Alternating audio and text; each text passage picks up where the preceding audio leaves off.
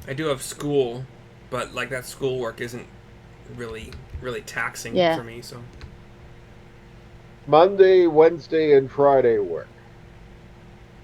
okay. So What time though? Because yeah, I mean, hold on. We're gonna end this session. It's been nice seeing you guys. Talk to you guys later.